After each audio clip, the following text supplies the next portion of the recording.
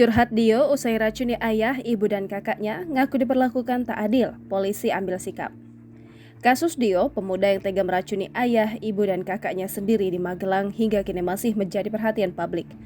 Kini Dio pun mengungkapkan sejumlah pengakuan usai diamankan di Polda Jawa Tengah. Dio mengaku orang tuanya lebih perhatian kepada kakaknya dibandingkan dia.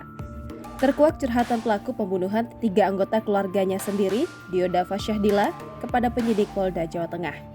Sekedar informasi, pemuda pengangguran tersebut tega meracuni ayahnya Abbas Ashar dan ibunya Heri Riani serta kakaknya Dea Khairunisa di rumahnya di Kecamatan Mertoyudan, Kabupaten Magelang, Jawa Tengah pada Senin 28 November 2022. Kepada penyidik, Dio Dava Syahdila mengaku sudah memendam sakit hati dengan keluarganya sejak lama. Pasalnya menurut Dio Dava Syahdila, saat ia curhat kepada ayah dan ibunya kerap tidak direspon. Dio Dava Syahdila merasa orang tuanya lebih perhatian kepada kakak perempuannya. Mendengar ucapan Dio Dava Syahdila, penyidik tidak percaya. Dengan tangan terborgol, Dio Dava Syahdila menegaskan hal tersebut benar terjadi dan bukan perasaannya saja. Curhatan Dio Dava Syahdila rupanya tak sejalan dengan fakta yang ada. Paman Dio Dava Syahdila, Sukoco, mengatakan Abbas Ashar dan Heri Riani sangat membanjakan anak bungsunya tersebut.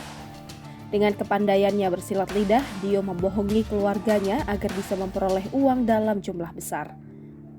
Saat adiknya masih hidup, Sukoco mengaku pernah mendengar cerita bahwa Dio diberi jatah 32 juta rupiah sebulan untuk membayar kursus.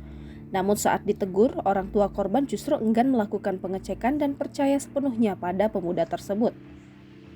Dio pernah mengalami kecelakaan pada tahun 2019 silam yang membuatnya dirawat di Rumah Sakit Dr. Sarjito, Yogyakarta. Sukoco mengatakan bahwa sebenarnya Dio adalah anak yang baik. Namun Sukoco mengakui bahwa Dio memang begitu dimanja selama ini. Dia menilai perilaku Dio semakin terlihat berubah sejak dia mengalami kecelakaan pada tahun 2019 silam. Sepengetahuannya, sejak alami kecelakaan Dio menjadi lebih suka meminta uang untuk keperluan yang tidak perlu. Sukoco juga menyebut bahwa Dio berbohong soal pekerjaannya yang mengaku menjadi pegawai PT KAI. Sukoco tak sampai mengira bahwa saat sudah sembuh, Dio justru tega meracuni orang tua dan kakaknya dengan menggunakan sianida. Mengenai perubahan perilaku Dio yang disebutkan pihak keluarga, PLT Kapolresta Magelang AKBP Muhammad Sajarot Zakun masih mendalami hal tersebut. Sajarot menilai sampai sejauh ini kondisi kejiwaan Dio juga dalam kondisi stabil sehingga dirasa belum perlu dilakukan tes kejiwaan. Jangan lupa subscribe, share, komen, dan like ya!